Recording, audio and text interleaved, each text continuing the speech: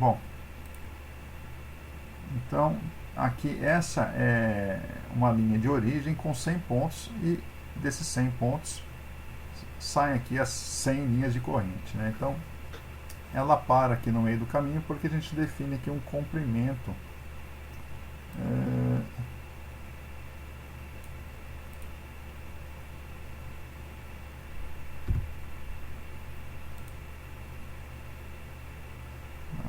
esse aqui eu passo de integração.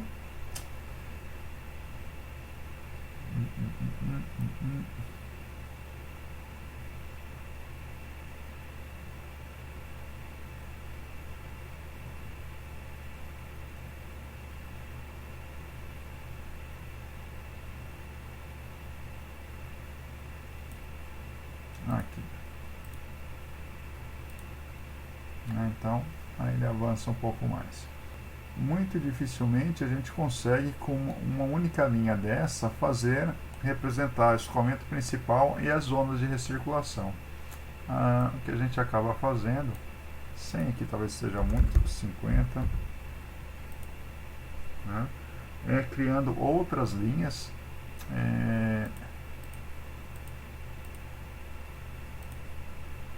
colocando essa seta mais para cá, né?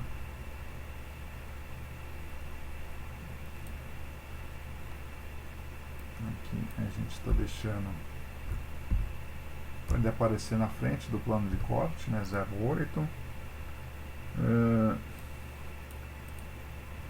Esse X aqui, se não me engano, é 4 aqui, tá bom? 0.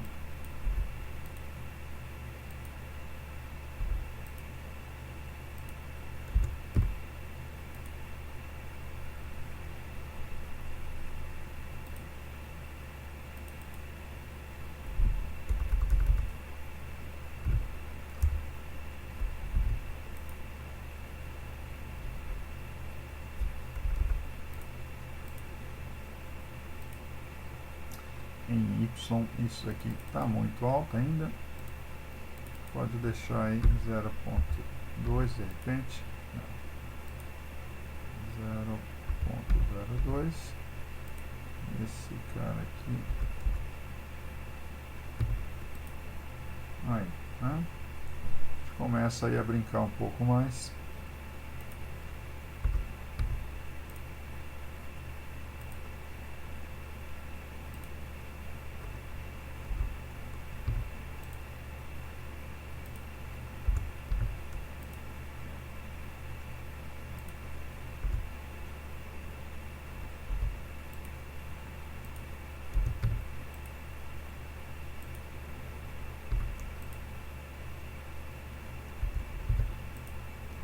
Para pegar essa zona de recirculação aqui, né? 52, aí está bem no meio da zona de recirculação. 1000 vai ser muito, né? 20 de repente.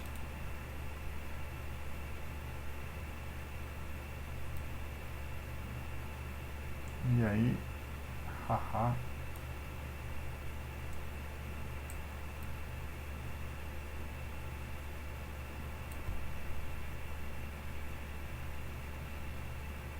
Por que tanto em Z?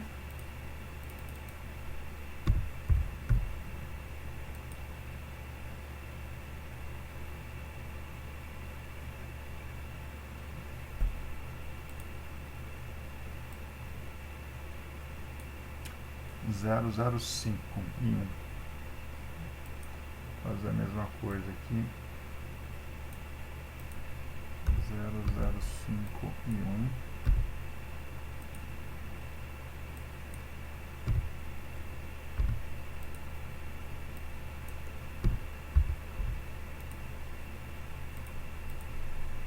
Aqui é 0,1, né, na verdade. Até aquele lá tá esquisito. Que coisa, hein?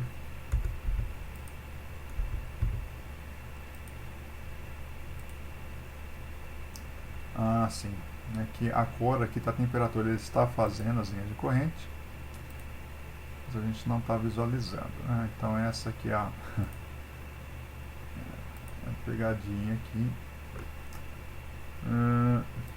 velocidade, né? Então a gente pode também colorir ela aí com a magnitude da velocidade. Então aqui, para acertar aqui realmente o centro da bolha de recirculação, é mais aí o posicionamento da seta, né? Então, esse manualmente aqui ele vai obedecer bem isso, né?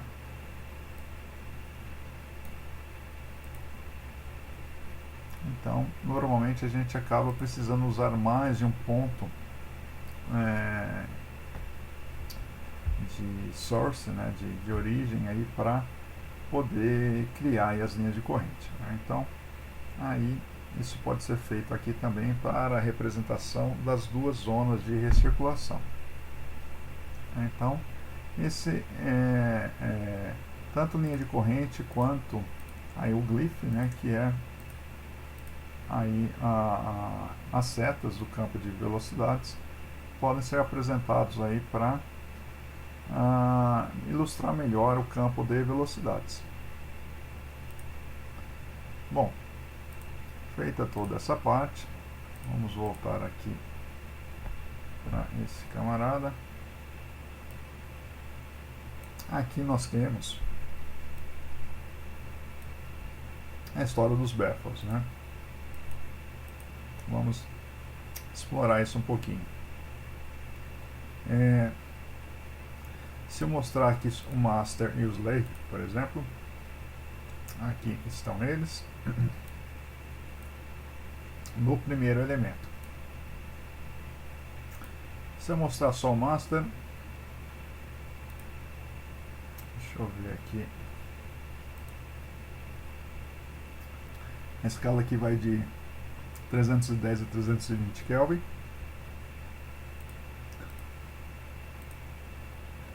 Para o segundo baffle também, aí a temperatura não muda tanto, né? A espessura é 5 milímetros, não há grande diferença de temperatura de uma face para a outra. Quando a gente observa o segundo elemento, que é aqui o segundo elemento de dissipação de calor,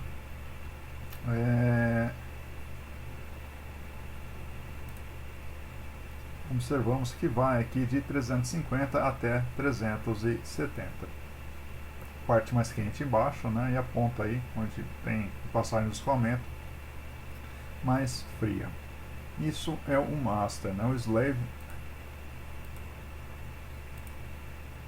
a gente observa aí um comportamento diferente, né? Então isso se dá em partes aí por conta da maior espessura, né, do componente. Então percebam que sem mesmo representar isso aqui com elemento sólido, a gente consegue pegar esse tipo de comportamento, né? Algo bastante interessante. Outra questão que a gente observa aqui também é justamente o fluxo de calor, né? Aqui o esperado, lembrando a continha nossa lá, era 17.000 watts por metro cúbico, né?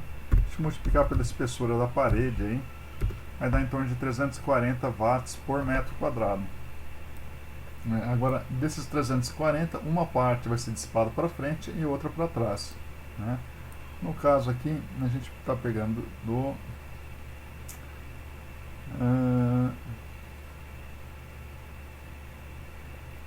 aqui do slave, né? Nós temos aí, chegamos, vou pegar o primeiro elemento aqui em cima, então esse é o primeiro volume, e aqui ele acusa, né, uma dissipação de 182,46, né? Se a gente pegar agora o master, nós temos aqui 167,55, né? Então, fazendo aí a soma, 167,55 mais, eu não lembro a outra,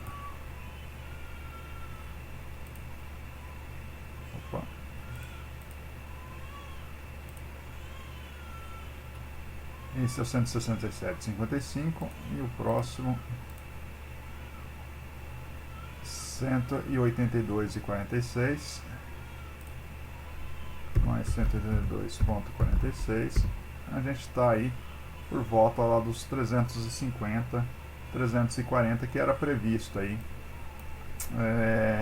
nessa região, né? Então a gente tem aí a divisão dessa dissipação tanto na face da frente quanto aí na face de trás, né? Isso acontece da mesma forma para o primeiro elemento.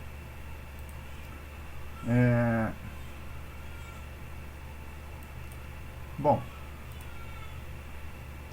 esse seria basicamente aí